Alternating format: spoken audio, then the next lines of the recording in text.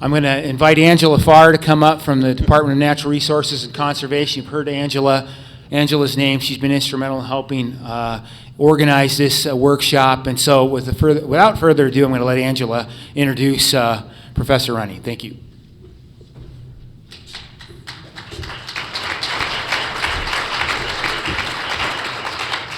Thank you. It's a great honor for me to have this opportunity to introduce Dr. Running to you this morning. Our local, humble, Nobel Peace Prize winning international expert on global climate change.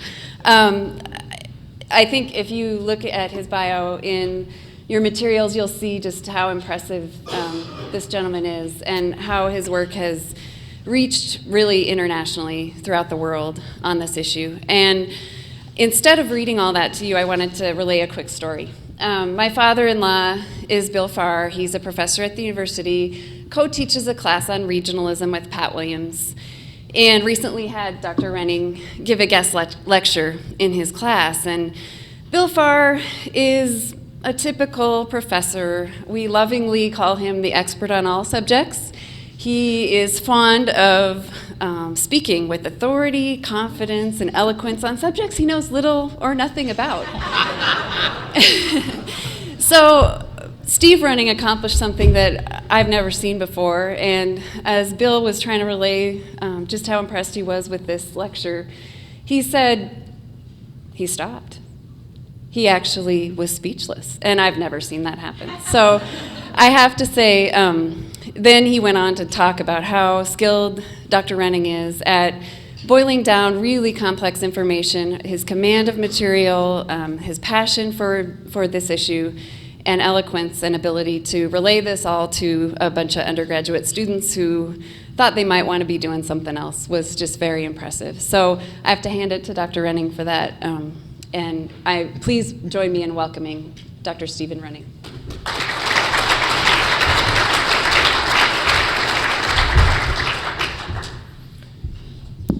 Well, my first test was to see if I could find the laser pointer, and somehow I turned on iTunes instead, and I never did find the laser pointer. So much for that.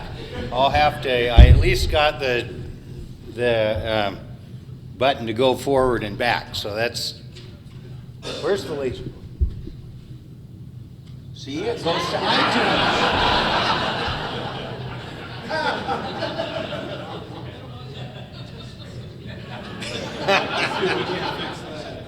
I can live without it.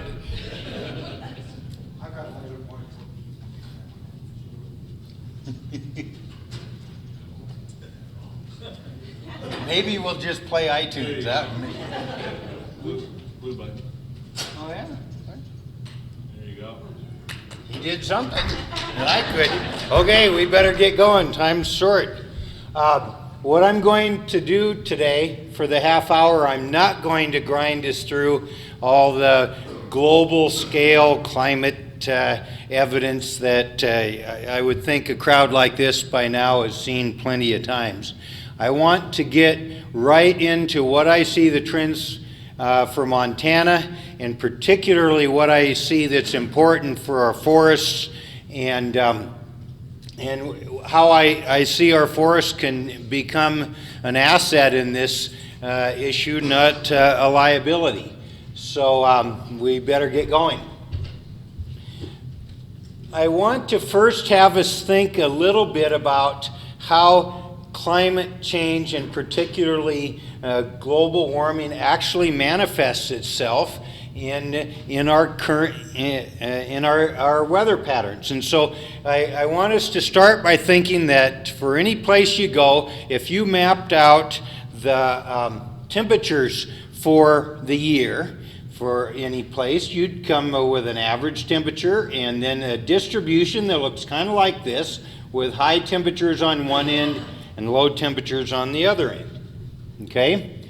Now, when you add some sort of a warming signal to that, you actually shift the distribution forward. And of course, the average temperature goes up a degree. We've gone up about 1.5 degrees around Montana in the last 50 years. But it's important to recognize that most of the days of your year are going to fit within the previous conditions, and it'll be easy to say, gee, I don't notice anything very different.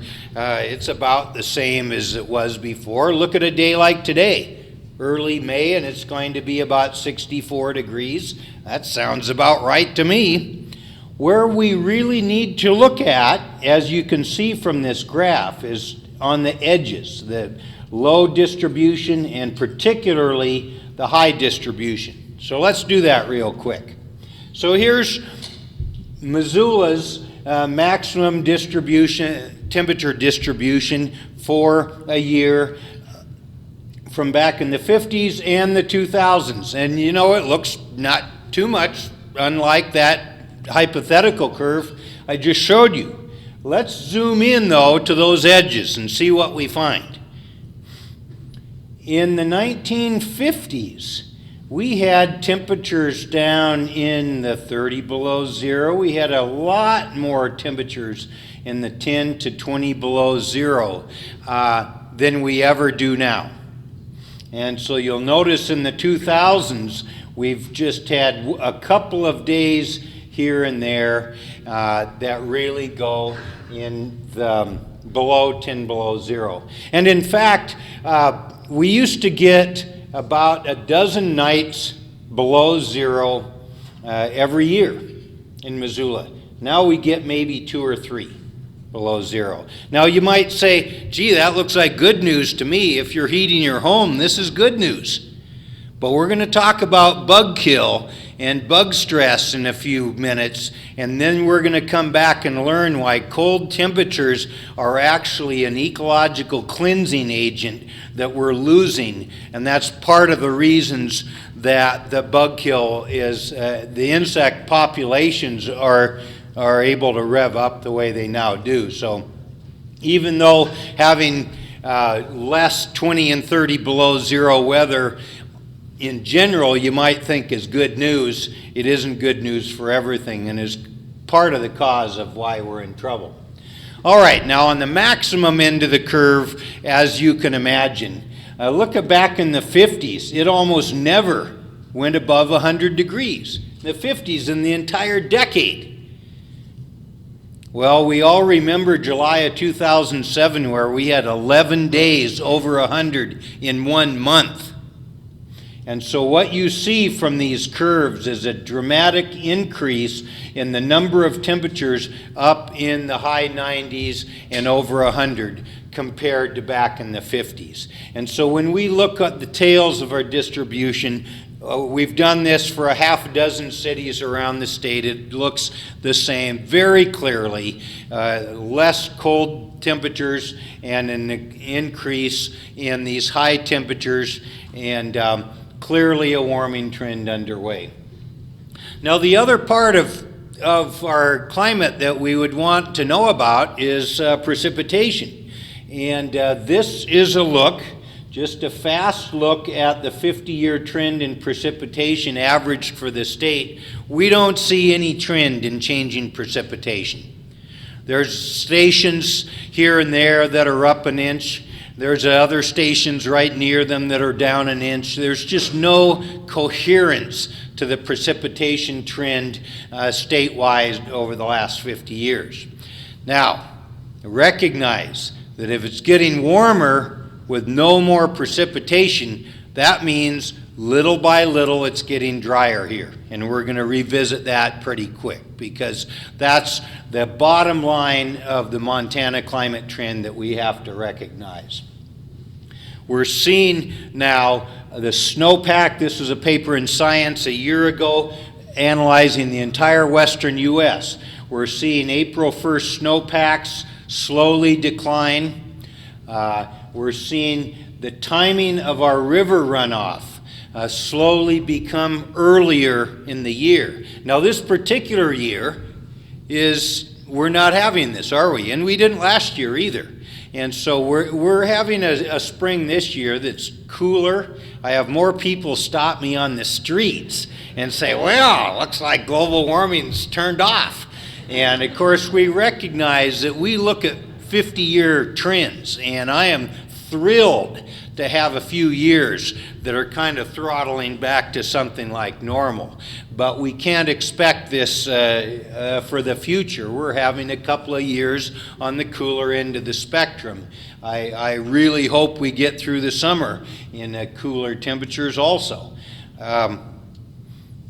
What we are seeing when we look at these 50-year trends throughout the West is more of our precip is coming as rain and less is coming as snow. So we're getting no change in our overall trend of precipitation, but little by little we're having winters with more rainfall and less snow. Now here again, this winter was tremendous. I didn't see my grass here in Missoula for 3 months. It was great. It was like the winters I remembered in the early 80s when I got here. But you have to say that not every winter is like this. It's getting so this is an anomalous winter, whereas 50 years ago this would have been a normal winter around Montana. Now, touching on the water balance issue, our biggest crunch point in our aquatic ecosystems is not annual discharge, the way the hydrologist looks at. It's how low do our late summer stream flows get? How low are the flow rates in August? That's when the trout populations are hurting. Well, we took a look at rivers all through the state, and this is the August discharge for over a 50-plus year record, and you can see every single trend, rivers across the state. We know Fish and Game nowadays has to close trout fishing for weeks at a time in July and August on many streams, and so this is clearly in evidence. Now, this isn't all climate. This is a combination of climate and irrigation withdrawal, and so we can talk about the causality separately, but we have to recognize this is the actual fact of water in the rivers. And we're seeing our river flows going down in late summer statewide. And of course, this starts with earlier snowmelt starting in the spring. Now, it's great to see our mountains this spring, but recognize this is 2 years ago in March at 7,000 feet on a north-facing slope. In fact, this was the day our IPCC report came out, and some news people wanted to interview me, and I said, well, let's not have an interview in my office the way you always do. Let's go out on the landscape and see what this climate change is all about, and that's what it's about for us here. Our hydrology is driven by our snowpack, and on our bad years, we start into the spring and summer like this on north-facing slope at 7,000 feet. Those are the years where then the wildfires really take off. And so on the years when our snowpack lasts late, like last year, like it's appearing we will get this year, we have a lot better chances of having an easy wildfire year on these years than when we do on years like this. And what I really see, our biggest issue from a public endangerment point of view is wildfires. And if you've ever read the book on the 1910 fires, if you've never read it, we are little by little increasing the odds that another 1910 can occur. Now, we all recognize probability theory. I'm sure you study it extensively. That doesn't say it'll ever happen. It just says the odds are getting higher and higher as our climate changes for a true Holocaust, a 1910 level holocaust of burning 20 million acres and millions of acres in one day from Coeur d'Alene all the way to Missoula. Now this is how the space shuttle sees our fires, and what we see when we look at the statistics, and this major study that came out in 2006 in Science, was certainly the fire season of the western U.S. west-wide is multiple months longer than it used to be. And more than that statistic, it hit me about a year ago when we were having a wildfire outside of Billings in January. In January, we had a wildfire going outside of Billings. In California, they figure their fire season is now year-round.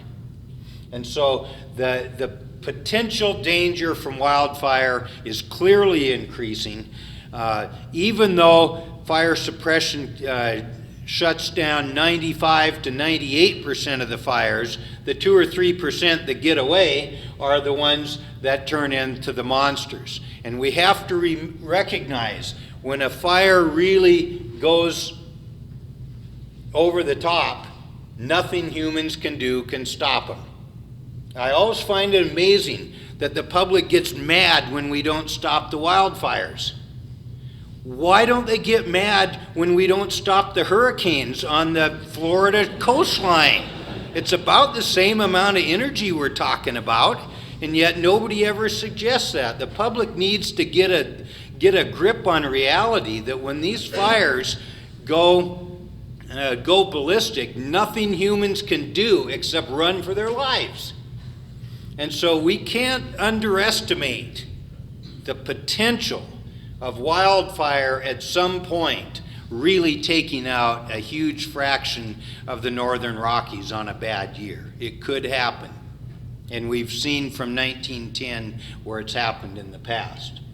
And so I can show you lots of statistics analyzing how the summers are longer, the snowpack is melting earlier, and the temperatures are warmer. You add all these factors up, and what we have is a longer fire season with drier weather, with snow melting higher up in elevations, and you add that all up, and it becomes a simple bottom line fact that our vulnerability to wildfires is going up throughout the northern Rockies. Now, when a stand has been thinned correctly, at least sometimes, I don't want to imply every time, but at least sometimes, in this particular fire down in Colorado, the wildfire burnt to the edge of a stand that had gone through a restoration thinning, and it stopped the fire. And so about the only thing we can do to get ahead of this wildfire dynamic is what I'll call forest restoration. And there's people in this room that know a lot more details than I do, so I'll stick to the climate part of this issue. But it's clear to me that the only thing we can do to modify our vulnerability to fire is to get some of this biomass off the landscape. Now, the other major forest ecosystem perturbation that we're now seeing are the big insect epidemics. And these started actually up in British Columbia 8 or 10 years ago. And so they hopped to Colorado. A lot of the high mountains of Colorado have already had significant mortality. Now with us in between, they're arriving here. And so along with this propensity to larger wildfires, we're now getting massive insect epidemics. And we can go down, white bark pine that's 500 years old, that's lived through 500 years of climate fluctuation, is blinking out, whole hillsides of it. It's kind of sobering to think about. They made it for 500 years of other climatic variability, but they couldn't make it through this one. There was a study in Science just a month ago that looked at permanent plot forestry data in a number of sites all around the West. Lots of different species around the West. Look at every single site showed a doubling or more of the background forest mortality. The background death rate of these established forests has about doubled. Now this is before fires hit, this is before the bugs hit, this is just looking at what looked like healthy forest and noticing an acceleration in mortality. So against my better judgment, I thought that I would try about 3 minutes of ecosystem theory to explain all this. And I'm probably stupid to try this, but it isn't actually all that difficult conceptually what's going on here. And so here goes. Basically, forests have carrying capacities just like range. If you put too many cattle on a range and they eat the grass down to a nub, and everybody can see, well, gee, there's too many cows. You got to take some of the cows away. Well, with forests, you have the same situation where you can have more trees on the landscape than the site can support. And we basically, I'm going to go backwards a bit, the entire western United States, other than right along the coast, are fundamentally water-limited ecosystems. In our part of the world, we have a deficit in water balance of over a meter. Almost 2 meters a year.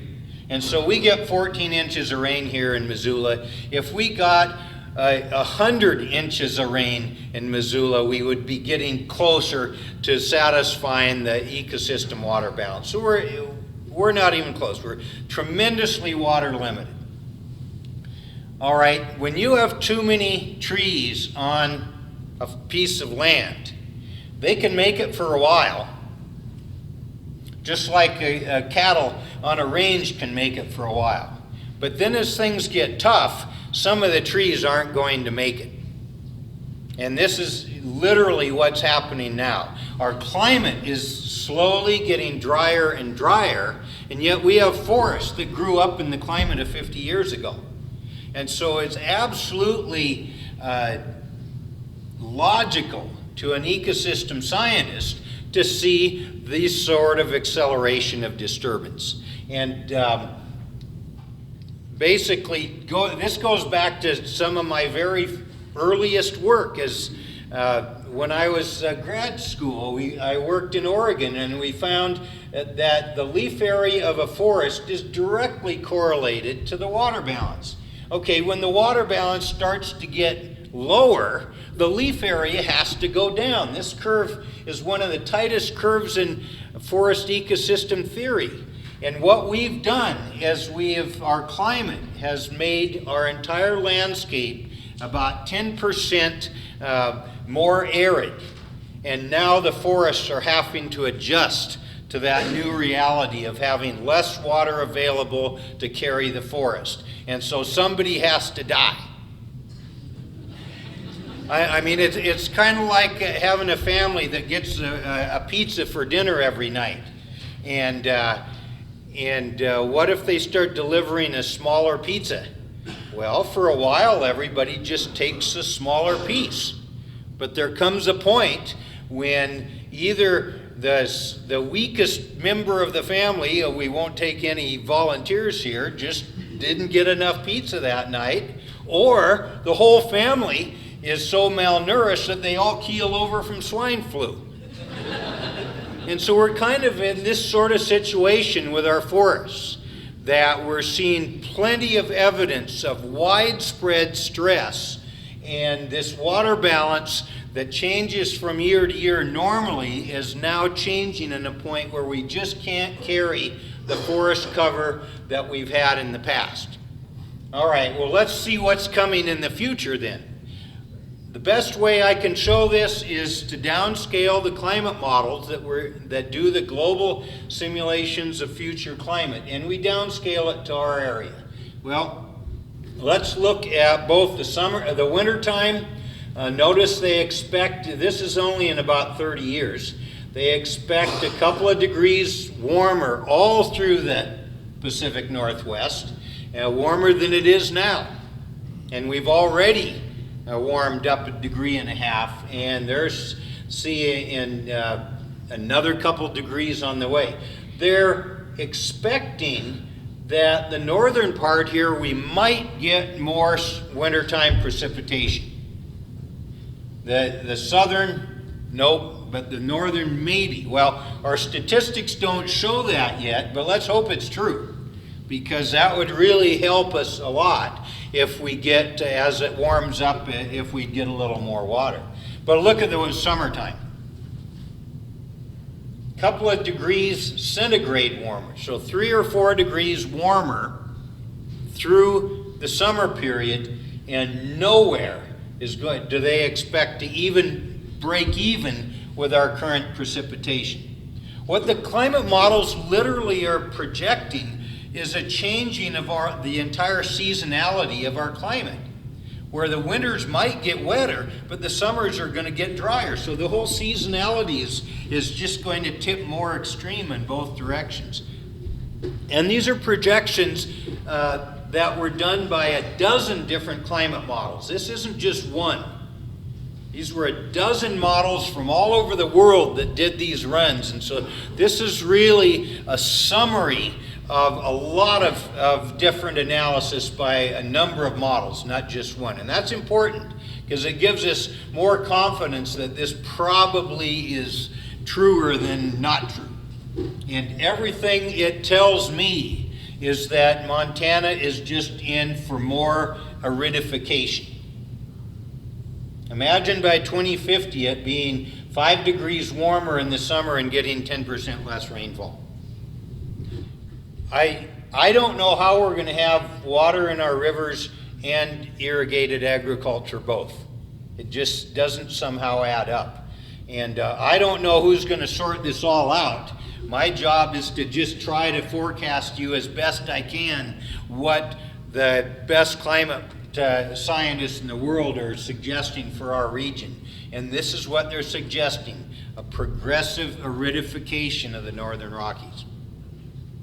Notice that we need to be getting, based on the warming trend, about 1 centimeter, about 1/2 inch per year. We need to be increasing in annual precip. So we get 14 inches right now in Missoula. We need to be getting 15 inches by 20 years from now to just break even on our water balance. If we get 15 inches, it'll just be more, Missoula will become more kind of like Portland. It'll be milder and kind of lusher and wetter. But what the climate models don't project that. They project it to be warmer, but no more precip. And that just says a drying trend. All right, so now that's our climate forecast. So let me take my remaining minutes and talk about the other part of the issue here, and that's what we're here for in this meeting is energy. And probably most of you have seen this mapping of global oil discoveries versus consumption. And we're now consuming about twice as much oil every year as is being discovered. And probably this crowd knows that plenty well. This was a paper in Science only about 5 weeks ago. It was whole analysis of the potential for wood energy in America. And it turns out that the country that they say is leading a lot of the new research and development in this is Austria. And I lived last spring in Vienna for this semester on sabbatical.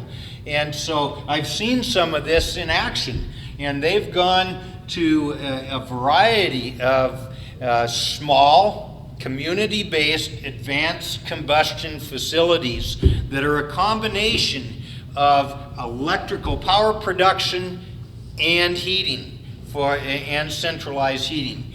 And they're quoting in this article overall conversion efficiencies of 90%. I've never seen an energy conversion efficiency that high. But you're using the primary power to get electrical power out, and then the residual heat you're using as space heating.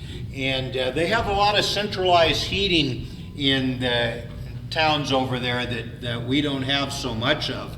Our Fuels for Schools is a good first step on this. But this was just a month ago in Science. Well, a week later this was 2 weeks later in Science. Science has gone crazy on this topic. Normally you're reading about cures for cancer and the rings of Saturn and things like that. I'm getting papers in Science almost every couple of weeks about alternative energy in every different way, and it really shows that the scientific community is getting very engaged. Well, this is where the California officials decided that corn ethanol was less efficient by far than using cellulosic-based ethanol, because the net energy cost of growing and irrigating and harvesting the corn negated an awful lot of the gain. Well, this came out just 3 days ago in Science Express. A new study suggesting that once you have cellulose, you're actually better off to generate electricity with it and power electric vehicles than you are to turn it into liquid fuel and run it through internal combustion engines. To have 3 papers in Science magazine in 1 month on these topics, that in itself I find just unbelievable. And yet we're seeing scientists really engaged in this, and we're seeing the biggest journal on earth. Every scientist I know, all they dream about their whole career is to get 1 paper in Science magazine. And so these is really the highest profile place to be publishing, and these are very important findings because they're starting hopefully to focus in what we need to be looking for as we try to use biomass as the most effective energy source we can.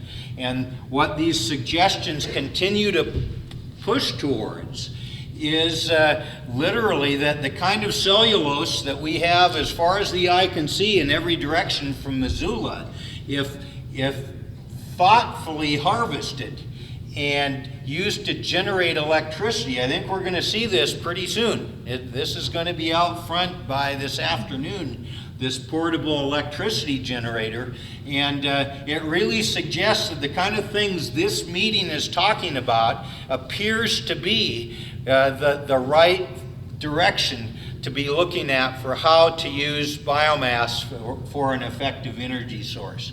Now, I'll end by saying how big a problem we're in worldwide. This is the increase in fossil fuel emissions for the whole world. And this is the worst case scenario of maximum fossil fuel use.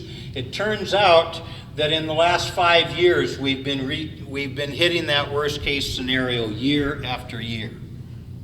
And if we continue the worst case fossil fuel use scenario until 2100, here's our global temperature now. The worst case scenario ends us up right at the top. As climate scientists, we can't guarantee we even have a livable planet in 100 years at that trajectory. So we really don't have any options here.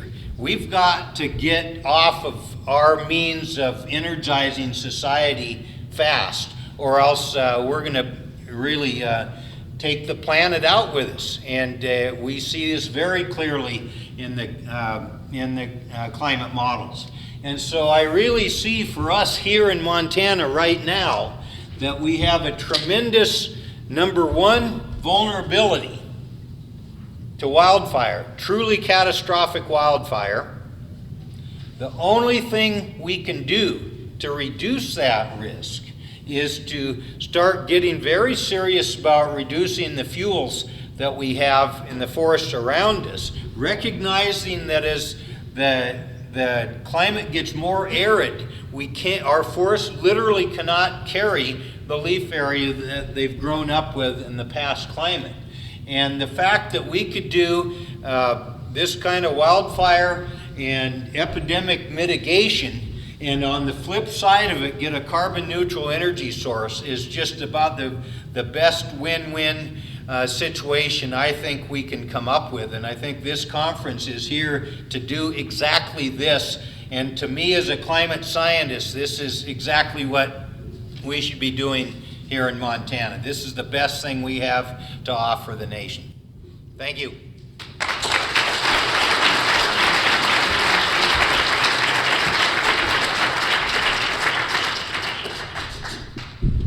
I want to thank Dr. Running for coming today. And Dr. Running, are you going to be here through lunch? Yeah. Okay, so Yeah. what I'd like to be able to do is have our next panel come on up, and we do have a Q&A section for there, and perhaps Dr. Running, you might field some questions at that time. Sure. And maybe at lunchtime we could field additional questions as well. So, Angela, why don't you go ahead and introduce our next panel?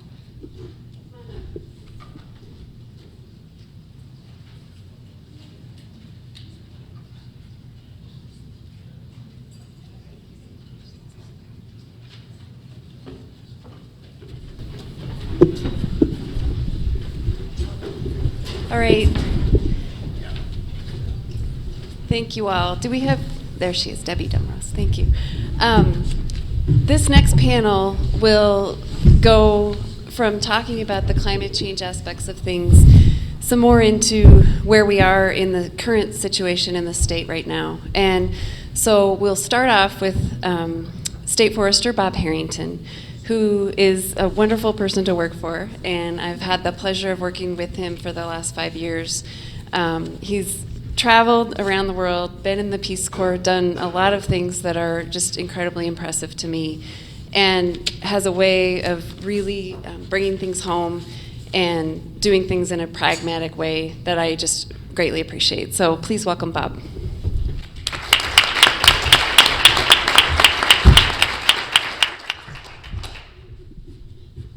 Good morning. I am thrilled that Angela avoided saying that she has a pleasure of working for me instead of working around me. Because a lot of times I think she has to just go while our bureaucratic processes are a little bit slow to act. I want to lead off just by asking all of you, how many of you have been through your midlife crisis already? This is my year for that, and one of the tools I've used to try to deal with that is to really expand the amount of mountain biking that I do, and so I'm getting way into that. And Missoula is a great place to do that. It allows me to do a couple of things. One is to spend time in the woods, since now I'm a forester by name only. I don't get a chance to go out in the woods like I used to, and I get to spend time with my dog, which I used to, my old job, take my dog to the woods and work. I don't get to do that anymore. Not too long ago, I was up on the backside of Mount Sentinel, which is our local mountain here in Missoula, and I was on a trail I hadn't seen for a while, and I was thinking about the things I normally think of, which is work, and I was looking at the woods, analyzing it, that sort of thing, and I was on this trail and I found one of these large, charismatic monarch ponderosa pine that I had not seen before, and I really love those trees. Try to teach my kids to love them as well. And I came up on it, and I stopped to go over and take a look at it, and lo and behold, it is full of mountain pine beetle hits. And so in that moment, once again, I was hit with all of the issues that I think are converging here at this conference. And that is one of climate change, mountain pine beetle activity, and what are we going to do about it? And how are we going to, at least in some small way, use this arena to try to get at this whole issue of climate change that Dr. Running so eloquently laid out for us? And how are we going to make sure that our kids have a planet that is worth living in? The other thing that I am struck by is there's a guy named Jim Freeman who works for the Bitterroot RC&D, and years ago he said one thing to me which stuck with me. He said, these forests are either they're gonna leave the woods in one of two ways, either on the back of a truck or in a cloud of smoke. And I think that also has a way of really dialing us into what we're talking about. So with that as an introduction, I think that's our challenge, is to not get distracted by all the things we could do with wood and really get to the basics. My piece of this puzzle I titled Montana's Changing Forest and Forest Industry, Red Trees and Red Ink, because both our forests and our forest industry in Montana are changing at pretty rapid rates these days. See if I can figure out how to make this thing work. Oh. The side one works the best, the little roller. How's that? Okay, you saw the broader view in Dr. Running's presentation of where we're at with insect activity for the Northern Rockies and actually the Northwest, and that big blob up there that is British Columbia area the size of the United Kingdom that is dead. But for Montana and the Northern Rockies, this is where we are right now. This map only represents really the trees that were hit from the 2007 flights that were done. The extent this year, when they do the flights, we anticipate is going to be much greater. But you can see there that a significant part of the Beaverhead Deer Lodge, as well as the Helena National Forest, is either dead or soon will be. And last year, the estimates for the Helena Forest alone were about 400,000 acres that were dead. And I can tell you my elk hunting grounds is 100% dead, and I'm not real thrilled with that because it's going to make it harder to walk through both for me and the elk. It is still spreading. The projections, talking to our entomologist, is that, let's see, blue button right there.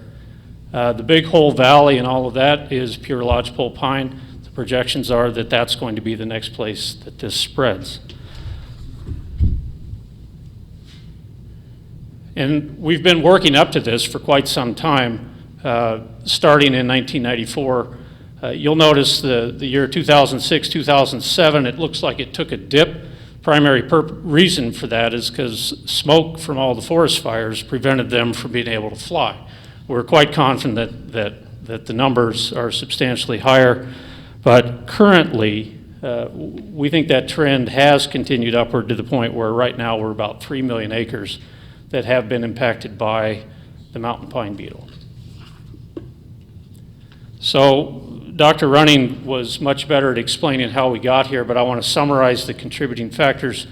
Certainly climate. He mentioned briefly that the mountain pine beetle has changed. It used to be that they only did one brood and then they would die. We're seeing in some cases 2, if not 3 broods of young that are emerging.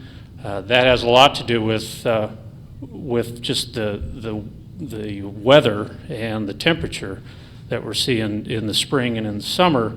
It also has something to do, the increase in the population has to do with the number of days below 40 degrees, below zero, that he also mentioned as well. Used to be the cold weather killed the pine beetle, and it's not happening anymore.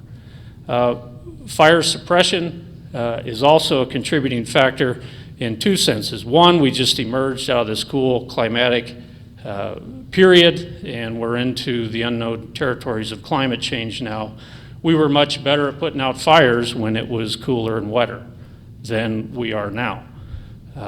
So that has resulted in overstocked stands, as well as in the past, we didn't have these large landscape level disturbances, fire or pine beetles that we're seeing now.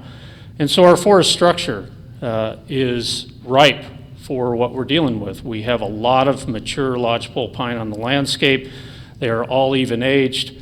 They are short-lived, 80 to 100 years. So they're all stressed, and they're, like Dr. Running said, they're overstocked and susceptible to this very natural agent called the mountain pine beetle. And we don't have a lot of areas that are in the 10, 20, 30-year age classes. We have far too many acres that are over mature. So we have some management options to reduce this activity. We all know that we can't really stop this mountain pine beetle epidemic once it gets going like this, but we can do some things in advance if we have enough time. Primarily, you can manage those forests to reduce the stocking, increase the vigor of those trees, increase the temperature around those trees. That affects the beetle activity. But perhaps most importantly, I'm told, one of the things you can do if you thin those forests is to increase the airflow, which disrupts the distribution of the pheromones that the female beetles send out once they have a successful attack. So the combination of those three things, that's why this concept of thinning forests works, as long as you have enough time before you are swarmed by all the pine beetles. And down below, additional benefits of actively managing those forests. The one problem is that you can't do any of that unless you have the people and the markets to be able to do it. And that's the flip side of my presentation here, is the trends in our forest industry. Since 1990, we've seen 26 large mill closures. You can see the number of employees that have been affected and the economic value just directly related to the salaries. The multiplier effect is about 1.5 of indirect jobs to direct jobs. So you can see the impact that we've seen, the transition that we've been going through. Now, I think we should all recognize some of those closures were probably related to business decisions made by companies and their management strategies. The bottom line is that trend has continued, and we have a perfect storm happening in Montana right now to where it could all go away. This industry has been modernizing, it has been specializing, and we've seen an increased focus on mechanization and movement into niche markets. And we are seeing some smaller mills or businesses come in.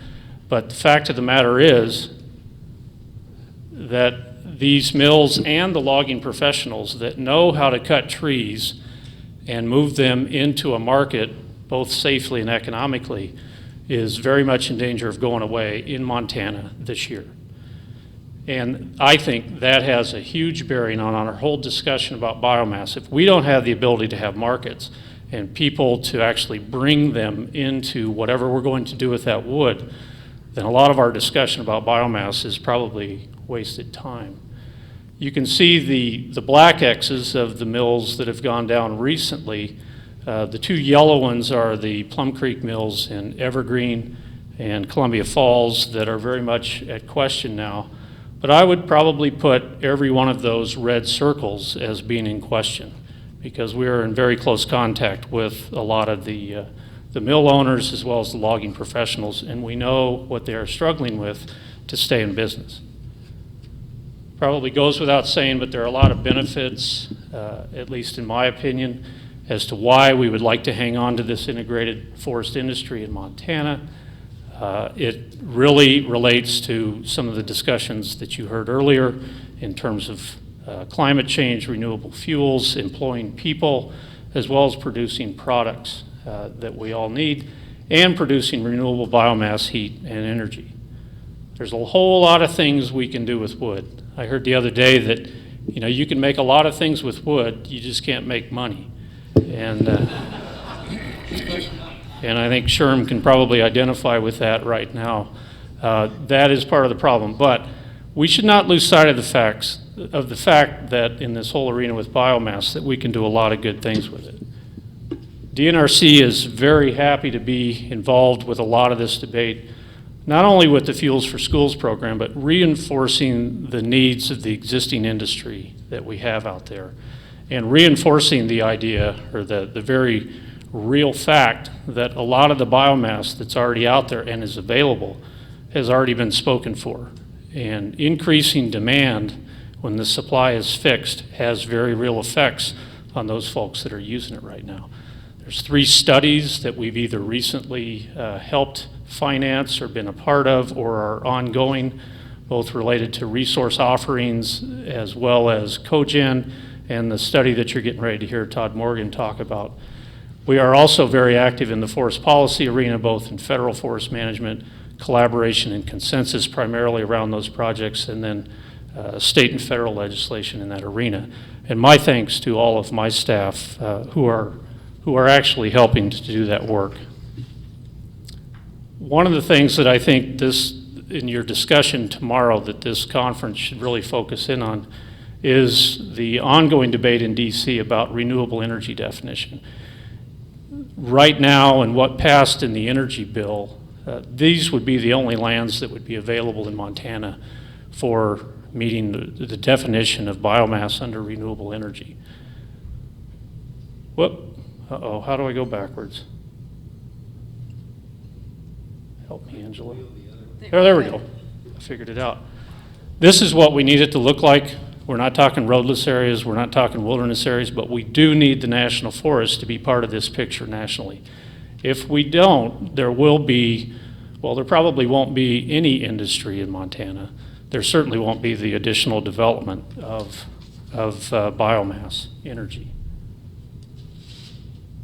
So, one of the statistics that's come out of our Trust Lands Forest Inventory operation is that since 1988, about 30% of our forests have been killed by either insects or wildfire. So from my perspective, it's a matter of choice. We're either going to have more of the same, and that number is just going to get larger, or we're going to do something about it and try to develop some consensus over ensuring that forest and forest management are part of a rational energy policy and economic picture so that we can have the benefits that I've listed down there. I look forward to listening to this, the speakers and the rest of the day, and thank you for your attention.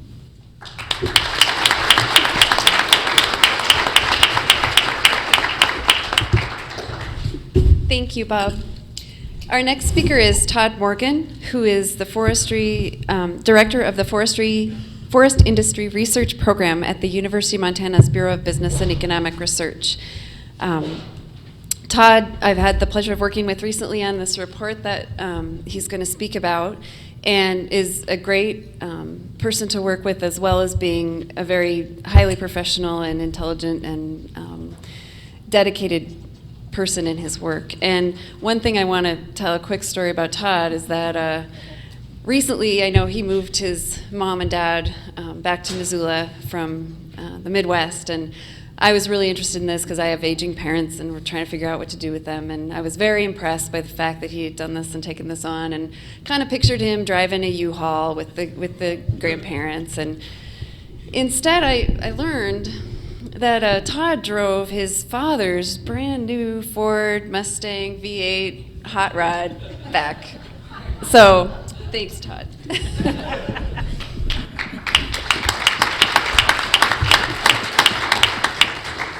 Thanks, Angela. Yeah, that was a fun ride. It took a lot less time than I thought it would. So. I'm a forester by training, like Bob Harrington. I don't get out into the woods as much as I used to, except for recreation. And I'm kind of a numbers person. And this talk is going to be, it's going to have a lot of numbers, but hopefully the slides will make it very fun and exciting for everybody. And today I really want to communicate a few points about the report that conducted for DNRC related to forest biomass supply in Montana. First, of course, is how much supply that is, what it consists of, what the consumption of biomass, woody biomass, is right now in Montana, and kind of get into the issue of availability of the supply. And along that lines, one of the key things I'm going to talk about is kind of this difficulties that we may face in trying to develop a woody biomass industry in the state.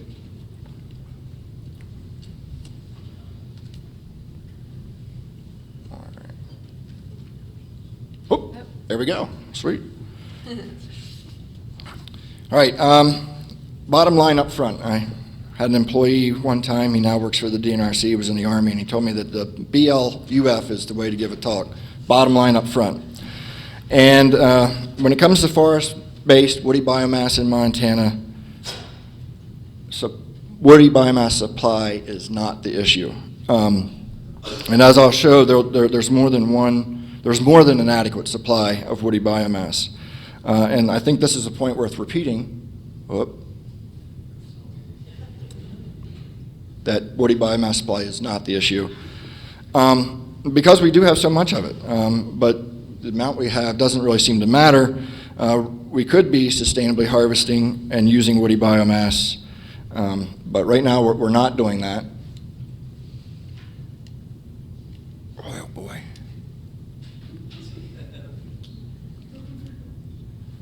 Because woody biomass supply is not the issue. Availability of the supply and access to that supply is the social, the economic, the legal, the political. These constraints are really what's limiting us right now. Okay. And so let's take a minute to talk about the forest products industry in Montana. And Bob already mentioned some of this, but it'll help provide some perspective or context on this issue of using woody biomass. And it'll give a glimpse of what the industry that wants to use wood in Montana is going to face. A little bit of history here. Maybe it's not me. Oh, sweet. Okay. Total timber harvest in Montana has declined. It's gone down about 68% between 1987 and 2008. And you can see there on that blue line near the bottom that the timber harvest from federal lands in Montana has declined about 88% during that time period. These declines in the federal timber harvest resulted from, appeals and litigation, increased efforts to protect threatened and endangered species, cumulative impacts of past logging, as well as things like budget cuts. And since 1995, timber harvest from the national forest has been below 200 million board feet a year. And also since about 95, there's been a steady decline in the private timber harvest. And so why this decline in harvest, or why is supply not an issue if harvest is going down? And it's simply because timber harvest decline is not because we're running out of trees. We do not have a shortage of trees in Montana. These figures are from the Forest Inventory and Analysis Program. I'm going to use a lot of their information because they provide comprehensive data about our forest resources in Montana and throughout the U.S. And this is just for timberlands, which are lands that are reserved, or excuse me, not reserved from timber harvest. So it wouldn't include national parks. It doesn't include big W wilderness areas. Statewide, we have about 37 billion cubic feet of timber, and that's just in trees bigger than 5 inches DBH. And you can see that the growth number there versus the harvest numbers, and as of 2008, we were growing about 7 times more timber than we were harvesting. That's just the added increment each year, 7 times what we're harvesting. Growth minus mortality, or net growth, is about 3.5 times the harvest level. And mortality is 4 times the harvest level. So trees are dying at a rate 4 times faster than we're accruing. We should care about this, of course, because of these ecological issues that we've talked about. Also, the economic and social impacts. And it's worth mentioning here while we're talking about volume in cubic feet, that every million cubic feet of timber harvested in Montana represents about 42 full-time employees in the forest products industry. That's direct employees in harvesting, in the mills. It doesn't include federal or state agency employees.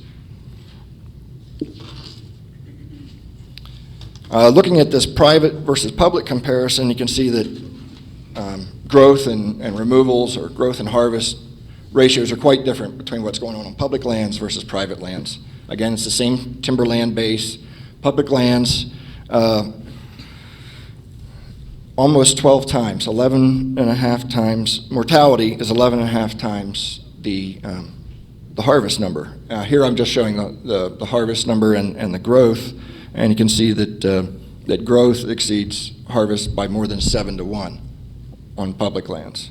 Private lands, it's a lot closer to 1-to-1 ratio. And looking at the industry here a little bit more in detail, the yellow bars here represent the capacity to process timber. That's the amount of wood that mills in Montana could use. And you can see that from 1980 to 2008, or 1988 to 2008, that number's been cut in half, roughly. Curiously enough, if you look at that blue line, the one that kind of jumps up there in the early 90s and bounces around a really high level until lately, that's the price for lumber. And it's pretty interesting that while the price of lumber was jumping way up and setting record highs, the amount of capacity in the state of Montana was decreasing, as well as the timber harvest in Montana was decreasing. And that has a lot to do with that trend, that green line that's barely visible at the bottom, and that's the drop off in the national forest harvest levels.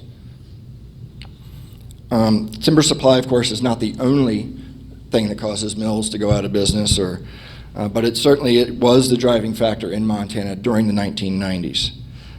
And right now, the lumber and the housing market issues are really pushing down on capacity and timber harvest levels. This graph kind of shows the same information. Again, there's capacity, that yellow line. The green line is the total timber harvest in the state of Montana. And the blue line is the number of housing starts in the U.S. And again, you can see that during a record-setting number of housing starts in the U.S., both timber harvest and capacity in the state were declining. And now, at the very most recent years, 2006 to 2008, there's a market issue with housing. All right, let's get into a little bit more about biomass. And here's some terminology. Timberland, that's where I did the analysis. And timberland is I think I already mentioned this, the area that's not reserved from harvest. It's also, timberland only includes productive land, productive forest land, I should say. I looked at live tree woody biomass. Just for those who may not be familiar, live tree woody biomass does not include leaves or needles. And I also looked at standing dead tree woody biomass. And I know a lot of people are concerned about, well, we're going to be going out and raking up logs and sticks and twigs off the forest floor, but I only looked at standing dead tree. So that does not include those logs or limbs or leaves or needles or anything that's already on the forest floor. I looked at logging residue, which is the material, the wood that's left in the forest during logging. It's typically called slash, and it's burned usually. And I also looked at mill residue, and sawdust, shavings, all that kind of stuff that's left over from producing wood products. All right, current use of woody biomass in Montana is between 2 and 3 million dry tons a year, about 2.5 million dry tons per year. More than 50% of that material is used by one facility. I'm sure most of you know who that is. And less than 50% of that material comes from mill residue. There are about 20 biomass users in the state of Montana right now. There's 11 Fuels for Schools projects. I think 10 are operating and one's still finishing up. There's about 10 bark products manufacturers or wood pellet manufacturers. And then there's the 3 board facilities, medium density fiber board, particle board, and the liner board mill in Frenchtown. All right, so looking at some other sources for material, there's logging residue. And you can see that there's about 500,000 dry tons per year of logging residue that's generated. But that amount of logging residue is declining as timber harvest declines, because it's a direct function of how much timber is harvested. Also, there's mill residue. I mentioned it's about 1.5 million dry tons per year. More than 99% of that material is already used. It's been at that level, 99%, 99.4% or something like that, for a decade or more. Since the 80s, it's been over 90%. So there's not this big pile of sawdust laying around waiting for somebody to come along and find a way to use it. And again, the amount of mill residue is declining because the amount of timber being harvested is declining and the amount of products being produced is declining. All right, so in my analysis, I looked at timberland. That's 20 million acres in Montana. 61% of that is in national forests. Live trees. There are 725 million dry tons of live trees standing out there on Montana's non-reserve timberlands. 74% of that biomass is in national forests. There's another 136 million dry tons of dead trees. That's 85% of that volume is in national forests. This is why availability is an issue. In my analysis, I tried to get down to this availability. What is the available supply? 850 million is a really big number, but it's not all that's available. So what I did is I filtered through the forest inventory data, and I tried to get at what the potentially available amount would be. So I took only timberland that was within half a mile or less of a road in order to try to exclude the roadless areas. I also filtered it for stands that were between 0 and 100 years old to get rid of the old forests. Not to get rid of them, but to avoid counting the volume that's in them. And then I also looked only at lands that are on slopes of 40% or less. And this is the distribution of biomass, both live trees in the green and dead trees in the black. You can see that more than 55% of that volume is in trees smaller than 11 inches DBH. And there's a total of 93 million dry tons on, let's see, I think that would be about 3.6 million acres. Next slide. And 3.6 million acres, 18% of timberland. And then I further refined my estimate to only look at the live and dead trees that were less than 11 inches. They were between 5 and 11 inches, actually. So I didn't include the seedlings and saplings, and I did not include large trees over 11 inches at breast height. And you can see that less than, there's 40 million dry tons of live and dead trees in that portion of the population. 70% of that volume is in national forests. And that biomass volume only represents 5% of the biomass on timberland in the state. So we're not talking about depleting all of the biomass or future biomass that's on our forests. And we're only talking about 18% of timberland acres. These pie charts kind of illustrate the ownership or availability issue. These are very conservative estimates, again, of what's potentially available in terms of the acres and the amount of biomass. 3.6 million acres there. You can see that about half of it is in national forests. 40 million dry tons of biomass. 69% of that is on national forests.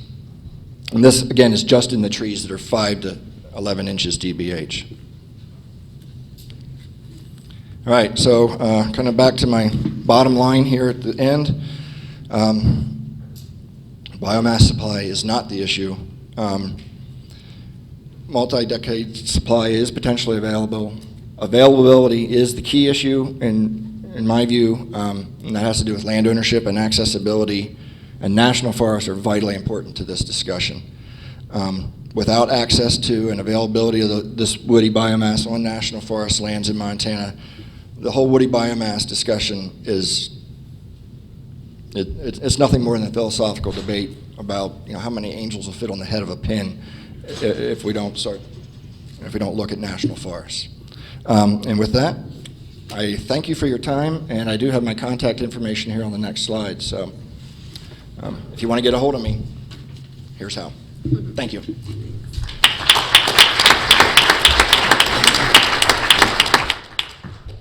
Thanks very much, Todd. And I just learned through the miracle of modern technology and Bob's BlackBerry that we actually are doing a news release about this report, and it will be available on the DNRC website hopefully today. So if you are a geek like me and want to get into the details, you can certainly do that, and I encourage you to do that. Our next speaker is Dr. Debbie Page Dumrose. Debbie is a supervisory research soil scientist for Rocky Mountain Research Station of the U.S. Forest Service in Moscow, Idaho, and she's done long-term soil productivity research for the last 25 years.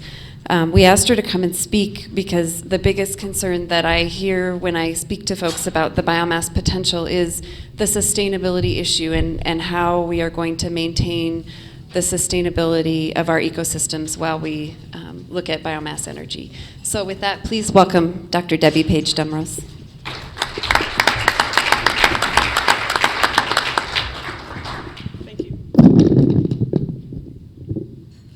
right in my face.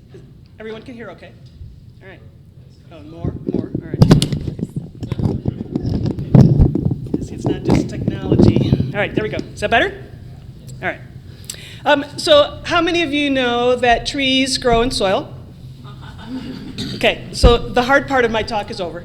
It gets easier from there because, really what we want to talk about is that it's possible to harvest timber from our forest lands, and it's possible to sustain the soil so that we can continue to produce the product that we want most, and that's timber, or one of the products we want.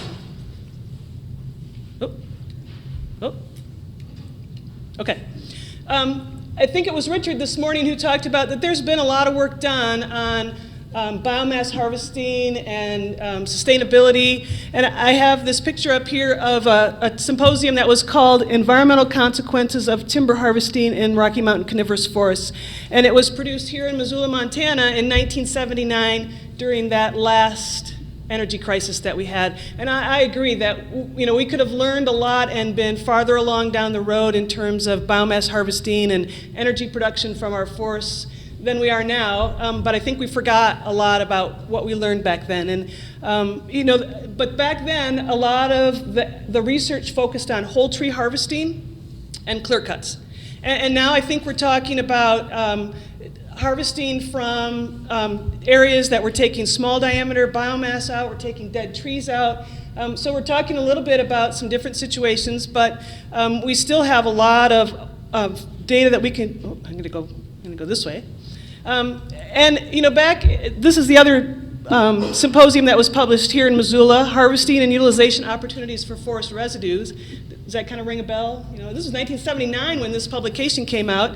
But one of the things that came out of this was that in terms of soil, impacts are on physical, chemical, and biological properties. But the one thing that most people pay attention to is the physical properties, because we can see those readily when we go out to forest stands. So we'll talk a little bit about all three of those. But really the bottom line, doggone it. Bottom line comes down to how much fiber can we remove from a site before we damage the ability of a soil to bring us back to that same forest in a comparable rotation. And so we're going to talk a little bit about what influences we have over the soil. In the end, I'm going to give you my take on some best management practices. So some harvesting impacts. Like I said, we know the impacts of clear-cut harvesting on soil productivity, on plant diversity, on how well trees grow. But the intensive utilization things that we're talking about here today, how do we take out small diameter? How do we go back in several times in a row and try and take out fiber from a forest stands, where in the past we've been just going in one time in a rotation, we take everything out, and then we wait for it to regenerate. So some different, I'll get this. Technology is my friend. So compaction. So we see skid trails, we see where operators have driven on our forest sites. We see it because the soil is compacted. We see sometimes big ruts. One of the things that we don't often notice is that oftentimes logging operators sneak off the trail and they drive on our forest sites and then they sneak back. And sometimes that's noticeable and sometimes that's not. And one of my big awakenings in the past 15 years has been, I used to think all compaction everywhere is bad. Now I know better, and it's not bad everywhere, and in fact we've got data that shows that on some sites you can actually increase productivity by compacting it. And people don't want to hear that, but the data plays out that on coarse textured soils we can increase productivity because we can decrease the pore space and we can add available water and those kind of things. So there's a lot of different data out there. Some sites are more sensitive than we ever thought were sensitive to compaction. So those are some things that we have to keep in mind as we start harvesting these sites, that not all stands are created equal, not all soils are created equal, and that how we log those sites should depend on what our soil is like. I can say that because I'm a soil scientist. So, you can see the growth reductions come a lot of times because we've driven on sites that are too moist to have tractors yarding our trees off. So we disrupt water flow. And water flow, like you heard earlier, is one of the key issues that we have in these intermountain forests. We have to keep subsurface flow and surface flow intact. But the effects, like I just mentioned, of compaction vary depending on soils, climate, the extent of compaction, the severity of that, the duration of how long that compaction lasts. And I have a little slide here that shows that in Oregon on skid trails, it took a year longer for those trees to reach 1.3 meters in height than it did on the same soil with the same harvest operations in Washington. And the difference was water availability. So, that's something that we need to keep in mind as we move forward with how we harvest timber from our stands. One of the other things that we see when logging operators work on our stands is that they like to move stuff around. And in particular, they like to move the slash into piles, and they like to move the surface organic matter for God only knows what reason. But it looks pretty, I guess, you have a nice clean site. But one of the things that we've found out recently from North American-wide study is that if we can keep the forest floor intact, the layers of organic matter on top of the mineral soil, if we can keep those intact, we can maintain productivity because we maintain erosion control, nutrient cycling. We keep all of the microbes happier.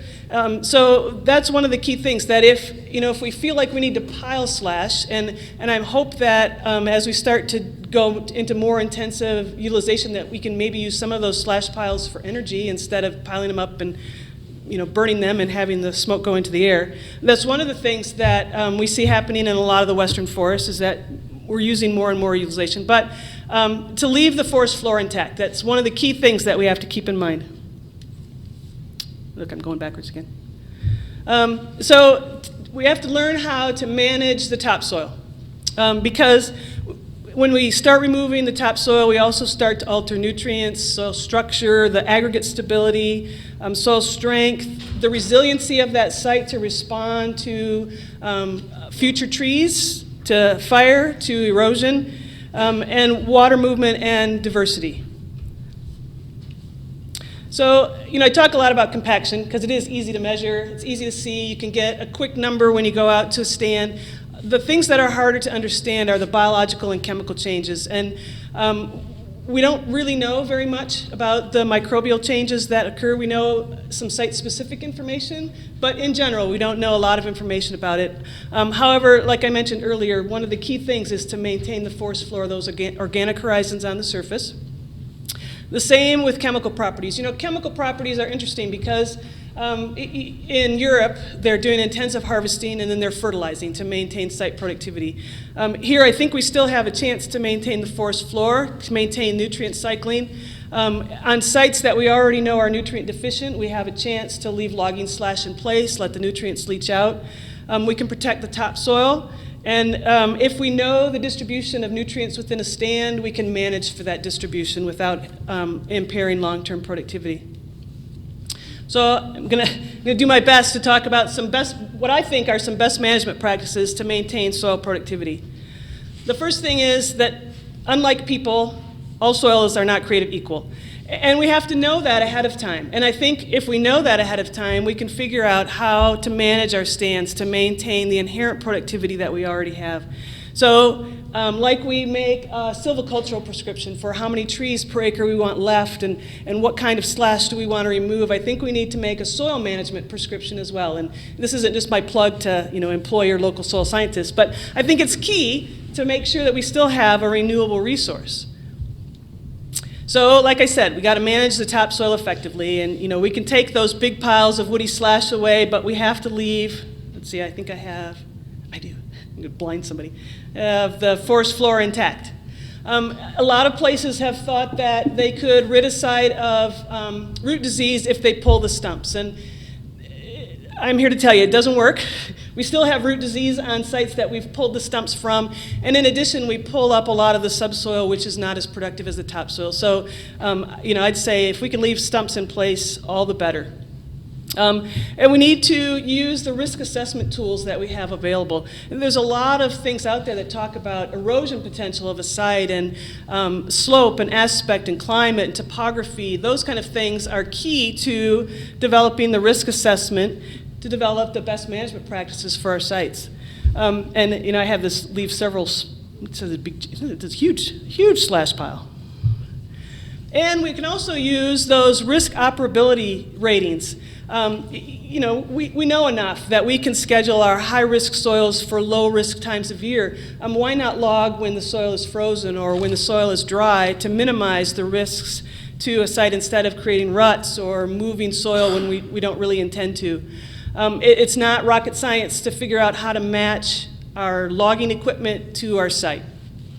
Some people think it's rocket science, but I don't think so. And why not educate our logging operators before they go out to harvest a stand and let them know what the risks are, let them know what they need to watch out for. We have a picture guide that we've just developed to show what detrimental disturbance might look like. And so, you know, show that ahead of time and say when it starts to look like this, you know, stop doing whatever you're doing. And on sites that really shouldn't be trafficked, then, you know, there are other ways that we can harvest timber from our sites. So, you know, I think forest management is necessary, and I think the key to that forest management is maintaining soil productivity so that we can continue years down the line to have a continuous supply of timber for our mills, for energy production, for economies. We can also, you know, I think it's inevitable that we're going to alter physical properties, but I think we can minimize the effects of logging equipment and harvesting on physical, chemical, and biological properties. I don't think that's rocket science either. And I just want to touch on some new technologies. We've talked a little bit about that, and you're going to hear more about it this afternoon. But one of them is, this is the Dynamotive plant up in Canada. One of them is taking forest biomass and turning it into oil, and the residual is biochar. And we have a new study that started up on the Umpqua National Forest. In fact, I'm going to leave here and go to the Umpqua National Forest. We're going to put biochar, the charcoal from energy production, out on a forest site and see if we can improve productivity. Sequester carbon, you know, who knows what will happen. That's why it's called research. But we do have some demonstrations planned for August, and we're going to have 5 demonstrations of in-the-woods processing of biomass into bio-oil and producing the residual of biochar in California and Oregon. And so it'll be interesting to see what happens with those demonstrations and what kind of interest we can generate.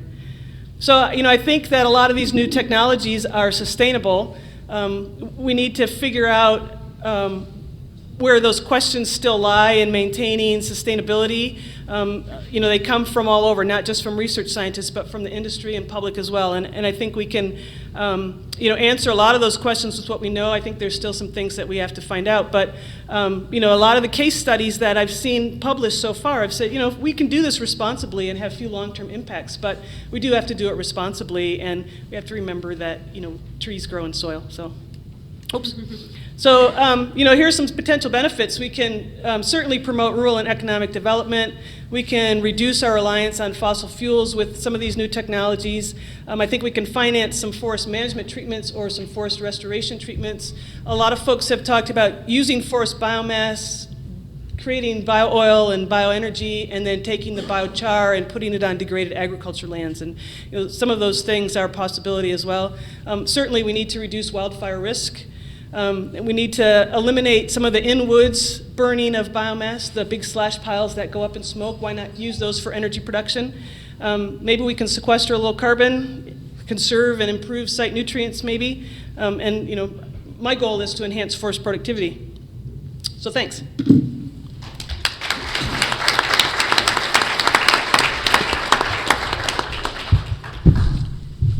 Thanks, Debbie. Our last speaker on the panel is Bruce Lipke, Professor and Director of Rural Technology Initiative, College of Forest Resources at the University of Washington. He's also the current president of a consortium of 15 university and professional resource organizations known as Quorum, the Consortium for Research on Renewable Industrial Materials. He has over 30 years of experience in economic forecasting, industry analysis, environmental impact assessment, market research, and management consulting. His recent research has been focused on sustainable management of forests for economic, environmental, and social values characterized by market and non-market value systems. I'm just incredibly impressed by the people we have in this room today. So thank you, and please welcome Bruce Lipke.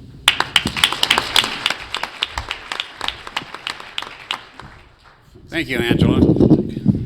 It's now my turn to master technology. You can do it. Click wheels on the side and the blue button works. Okay. I think my role is to keep us honest that we can't just look at bioenergy to mitigate carbon emissions. In fact, there's just so many policy traps out there that I will just give a few examples to get us moving in this direction.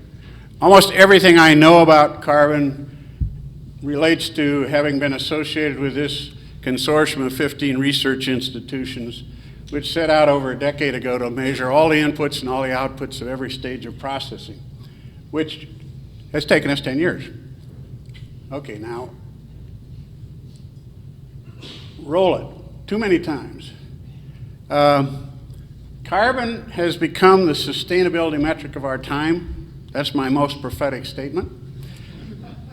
But every living thing in every manufacturing process modifies carbon. That means there's millions of linked carbon pools out there, and you can't just look at one at a time. Okay, so which way do I go?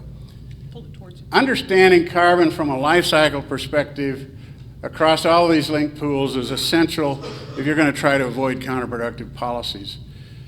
And biofuels interact with all sorts of other carbon pools that force you to look at this from an integrated perspective. Now, to avoid some of these counterproductive policies, I want to get your attention quickly. If you look only at forest carbon, which is what most of our carbon exchanges currently do, they will pay a forest owner to defer or avoid harvesting for the increased forest carbon they store. That's actually counterproductive. It delays the harvest, reduces carbon stored in wood products, and the fossil-intensive products they displace. They don't even have the sign right in their incentive. More closely to biofuels, incentives to motivate the production of ethanol will likely steal the feedstock from products that are better at displacing fossil emissions. You can use the example of OSB, MDF, particle board. All those feedstocks are relatively close to the energy value, and if you take those away, you might end up replacing them by steel floor joists with 7 times more emissions. Those are the carbon policy traps that are out there. That's why Quorum basically looked at the whole process of trying to measure all the inputs and all the outputs of every stage of processing. Recently, we've gotten grants to do life cycle inventory and assessment on biofuels. All I had to do with my old chart is add the truck out here to use it and the biofuels in the title. The most important part of this whole chart is the action. If this is sustainably managed forest, it's basically carbon neutral. It's what you use that wood for that is where the action is. I've always said life cycle inventory and assessment is the accepted method until a year ago when U.S. passed the Energy Independence and Security Act of 2007, which set greenhouse gas thresholds for biofuels. If you're an agency and you want to use this stuff, you now have to conduct a life cycle assessment to prove that it's at least 60% better than gasoline. That's a congressional mandate. It's no longer an option. Doesn't count for products so much except biofuels. Why did they do this? Well, they were talked into a 51-cent gallon ethanol tax credit. 2 years later, they get the life cycle assessment. It takes 5 gallons of corn ethanol to displace 1 gallon of gasoline, plus or minus. That's $2.60 for 19 pounds of CO2 displaced. That's $295 per metric ton of CO2. Cellulosic ethanol is estimated at about 1.1 gallon. That turns out to be $63 per metric ton of CO2. Meanwhile, the Carbon Climate Exchange is paying $2. The non-voluntary European Climate Exchange is paying $13 compared to our congressional interpretation of $295. Sorry. Okay. Now, that would have cost $244 billion a year to offset the gasoline from imported oil. And I really believe energy independence and security is probably every bit as important to us, at least in the next couple of decades, as climate change. But worse yet, that's while stealing feedstocks from carbon-saving uses, so it's probably counterproductive. We need to make sure any incentive positively impacts the total across all linked carbon pools. That's not easy. You can look through all the pools and there's a lot of them.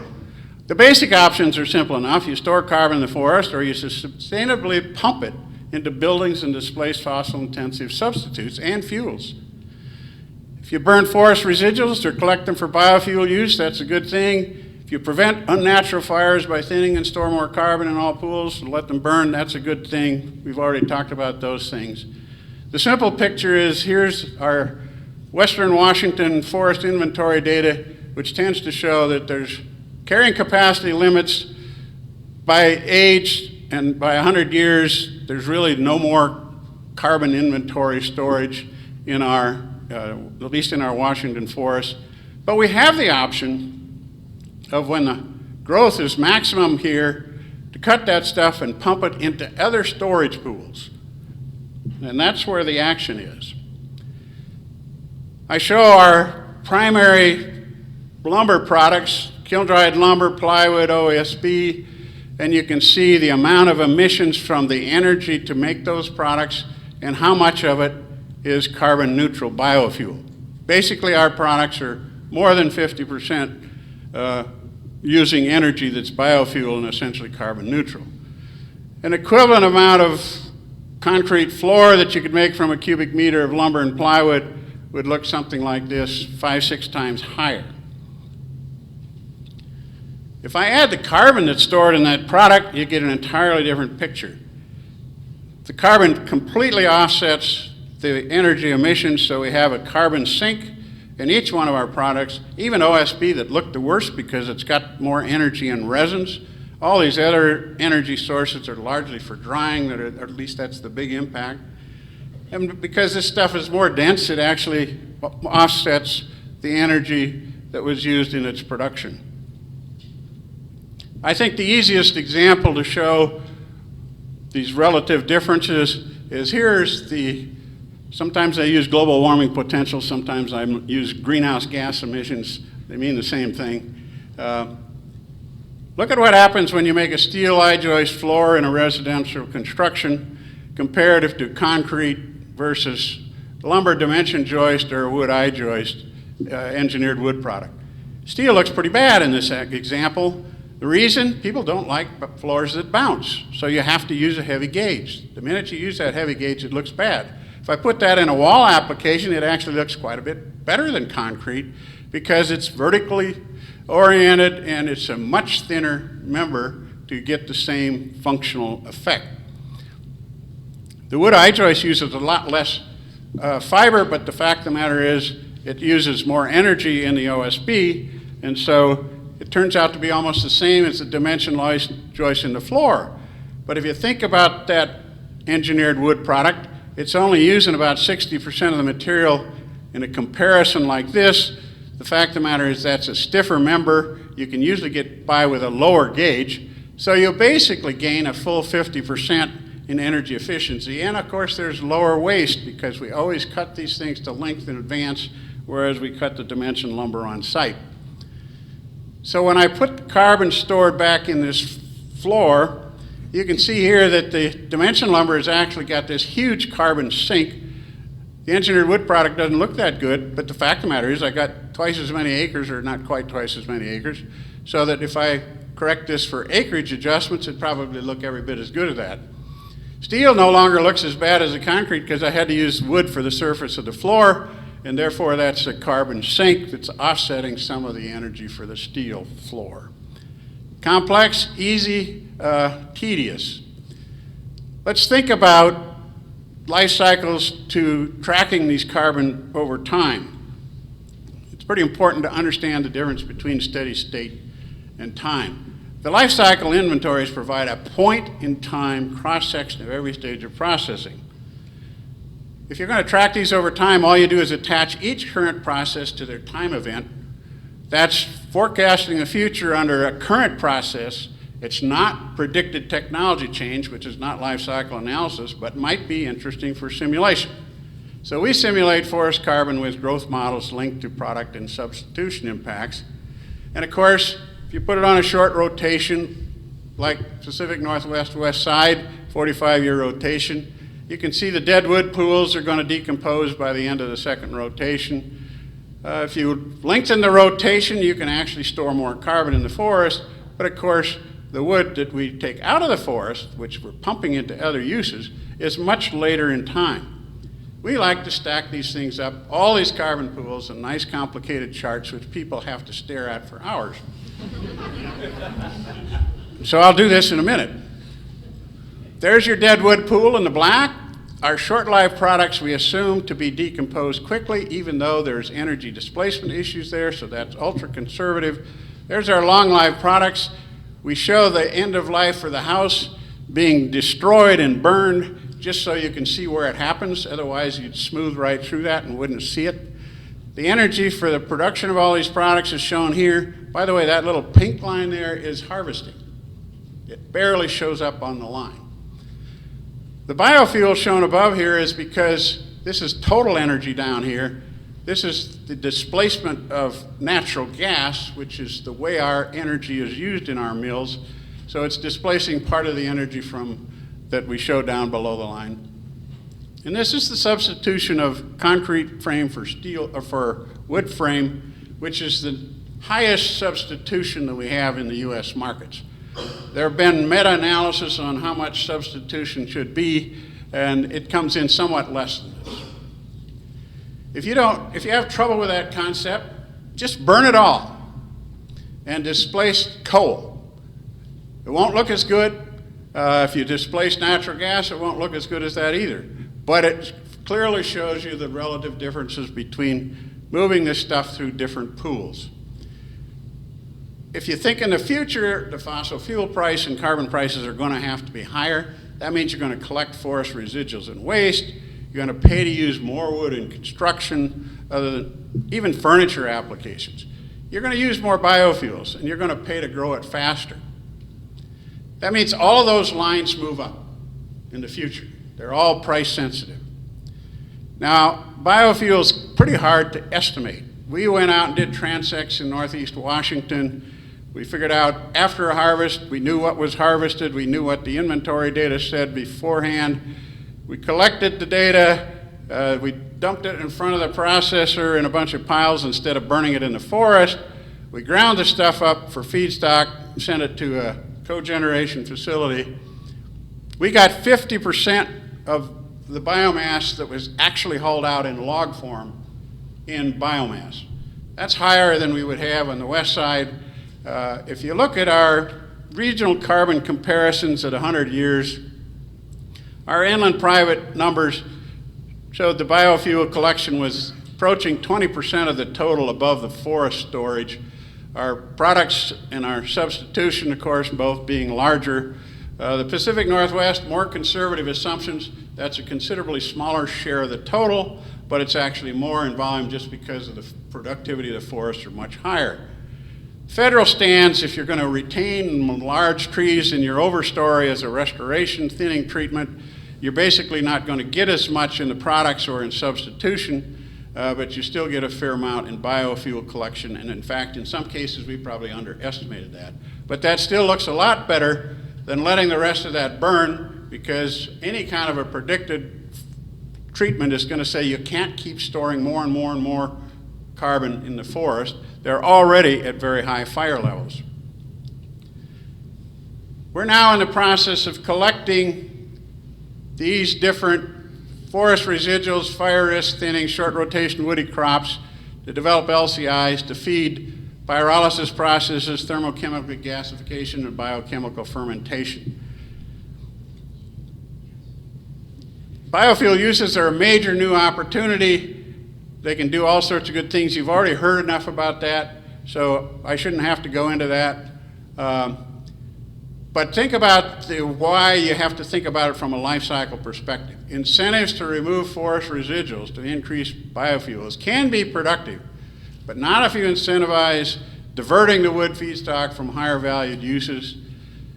Incentives for the end product, ethanol, will steal the feedstock before collecting residuals. If you're going to incentivize this to make up for the fact that it's a below-cost operation, you got to incentivize the collection of the feedstock itself. Be careful what incentive you ask for. At $295 per metric ton, that's more than the price of solid wood. That's 10 times the price of chips for pulp, 15 times the price of energy. It's going to go right through the system. Yes, it's going to cost you more for that ethanol processing, but the fact of the matter is, you got to be careful about incentives. Uses of life cycle analysis basically are to track the carbon across all these multiple pools. Policies based on single carbon pools will likely be counterproductive. Incentives to deliver more carbon faster will increase carbon in all pools, although it's producing less old forest habitat. So there is not complementarity between old forest habitat and carbon used in the forest sense. Carbon from the managed acre is better than permanent. Most people think about the product is not permanent. You saw the charts, they're all increasing. Credits for builders is really the highest leverage, and it would bid the savings back through the resource supply chain. I've got a bunch of conclusions here that I don't have time for, but the first one I thought I ought to comment about because I didn't cover it otherwise. Fossil energy is too cheap. It will outcompete wood products in every downturn until the fossil fuel cost structure is increased. You cannot expect people to make huge investments when the price of oil drops from $140 to $50 or $30, and all of a sudden your big investment is no longer economic. You can't even have a cap and trade system that solves this problem by itself. Got a lot of other conclusions in here. I got a nice little, the forest woodlot carbon storage or pump analogy, but I put some copies out on the table, so if you're interested in those, because I'm sure I've used my time. Acknowledgements. This is like 15 research institutions have been participating in this for a decade. DOE and 5 companies and the Forest Products Lab in particular have been funders for a lot of this. We would have no information on this whole subject if the manufacturers did not let us in to collect all this data. The data is crucial. And there is data for steel, concrete, plastics, etc., being put up on the US LCI database, which is a multi-materials primary processing database. And there's the websites if you're interested in thousands of pages of research.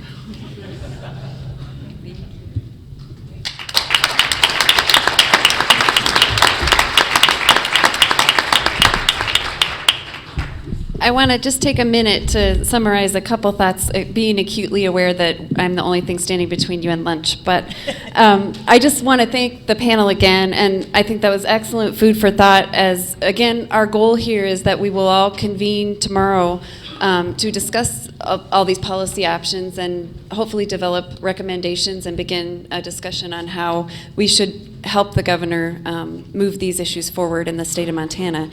I guess one more thought that I wanted to make, or comment that I wanted to make, is that I think that analysis and understanding of the building products aspect of this and the higher value uses that already exist for wood is just extremely important for us to recognize. And that in Montana we are fortunate that we have this integrated industry remaining, where a lot of states nearby us are paying 2 to 4 times the per acre treatment costs to deal with some of these challenges in their forests when they've lost that industry and they don't have those markets and uses for that. And so although we have this current situation with the housing market declining, and that's relatively temporary in time, we hope our economy is going to rebound. And I think having this integrated industry where we have a number of products that Bob pointed out, not just the biomass, is a really important point for us all to be aware of. So thank you again, and have a good lunch. Thanks. Thank you very much, Angela and panelists. Those were excellent presentations. You know, we told the folks at the hotel we were going to be a little bit late for lunch. So what I'd like to be able to do is, we got maybe 5 minutes to take a few questions, a couple questions, probably 2 at most, and then we'll ask some more if we have an opportunity to during lunch as well with these folks. And so, and Dr. Running is here as well. So I'd like to open it up to a couple of questions right now that we can also pick up during the lunchtime, and we might even be able to extend this into our next session. So with that, I'd like to open the floor up to anybody who has a question of any of our panelists or Dr. Running on the things they've heard this morning from their session. So unless everybody's starving to death, we can just break up and go now. So is there anybody with a question? Yes, in the back. Kind of interested in the intersection between the soils and the Todd Morgan's analysis. Any kind of sense, and I know it would be, it's very site dependent on the soils, but if we're looking at the soils and we did that overlay with Todd's analysis, which I don't know that it incorporated the soils layer to looking at suitability for the dry stock, do you have any idea, a rough range of percentages that you think the landscape will over here that would be suitable soils that you could do that kind of removal in an economical way without damaging the soil? Over the past couple of years, we've tried to. Over the past couple of years, we've tried to do some of our own risk analyses, and our rough estimate is somewhere between 80 and 90% of the sites are suitable for harvesting, and there's another 10 to 20% that are high risk. But that's not to say that those sites couldn't be harvested. They just need probably some more care and feeding than the other 80% would. Any other questions? Ed? Your study showed that even before the decline in housing starts, you had your timber industry falling off pretty rapidly, but you never finally got to the point of saying what's driving that? Is it just the cost structure of the industry in Montana versus in the southeast, or what's driving your timber industry capacity down? That decline in the forest products industry in Montana throughout the 90s was largely driven by timber availability issue, by the amount of timber that they could access, harvest, and utilize. And that was the driving factor in the 90s. That changed? Since 2006, the market, housing starts, lumber consumption in the U.S. has definitely been more of a factor. But in the long run, the availability issue will be an issue again when there is a recovery in housing. Howard. I had a question for Dr. Page here. When you're talking about leaving material on the land for soil productivity, and we just heard that our moisture is going to be the same and it's going to be warmer, how does that affect how much you leave or the types that you leave? Have you guys looked at that as to what level of productivity you're going to come into with a warmer climate type plant? There's been some work on how climate change will affect it. What we know is that if we leave the forest floor intact, that acts as a mulch, so we can actually keep the soil moisture for longer. And there have been some studies done in California that looked at whether you leave the forest floor intact or not, and you can effectively maintain a growing season for at least 3 to 4 weeks longer if you keep the forest floor intact as opposed to taking it off. So, in terms of a mulch and just keeping the moisture in the forest, in this mineral soil, that's the great benefit of that is you can keep trees growing longer into the growing season. So as water becomes more and more limited, it becomes more and more important to keep the forest floor on the surface. Yeah. Okay, with that, though, I think we're ready to probably go get some lunch.